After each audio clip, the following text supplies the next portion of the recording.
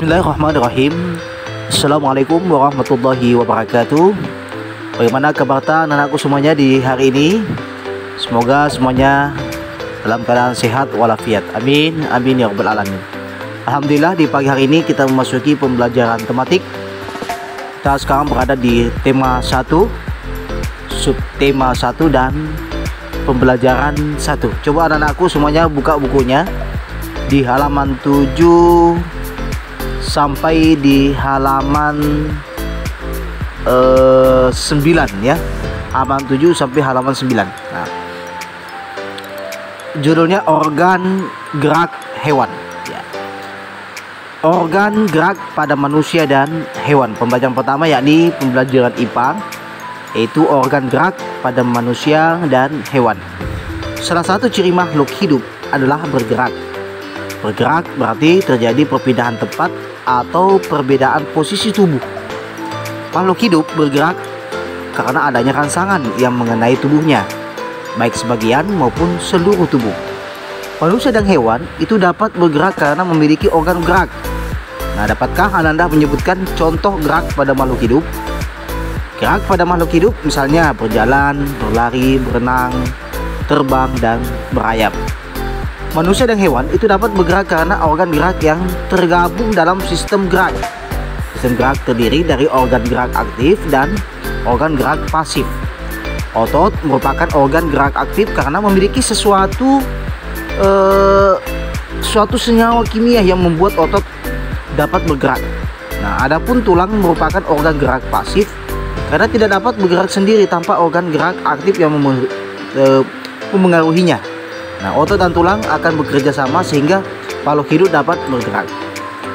Nah, berdasarkan ada tidaknya tulang bergerak, ya, berdasarkan ada tidaknya tulang belakang, hewan dikelompokkan menjadi hewan bertulang belakang, yaitu vertebrata, dan hewan tidak bertulang belakang, yaitu invertebrata.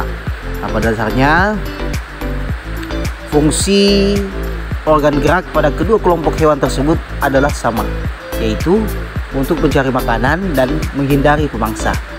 Nah, hal yang membedakan adalah cara bergeraknya. Oke, anak-anak sekalian, itu pembelajaran kita tadi, yakni pembelajaran ilmu pengetahuan alam. Nah, sekarang kita masuk ke bahasa Indonesia. Bahasa Indonesia yakni ide pokok bacaan. Ya, di sini ide pokok adalah gagasan atau ide yang menjadi pokok pengembangan paragraf. Ide pokok juga disebut pokok pikiran. Pikiran pokok, gagasan utama, gagasan pokok, atau pikiran utama. Dalam satu paragraf hanya terdapat satu ide pokok. Ide pokok terdapat pada kalimat utama. Ide pokok sebuah paragraf dapat dicari dengan cara membaca kalimat dalam paragraf satu demi satu. Nah, selain itu juga dapat dilakukan dengan cara menentukan inti paragraf tersebut. Nah, oke Anda, silakan dibaca di halaman 8, ide pokok bacaan. Nah, kemudian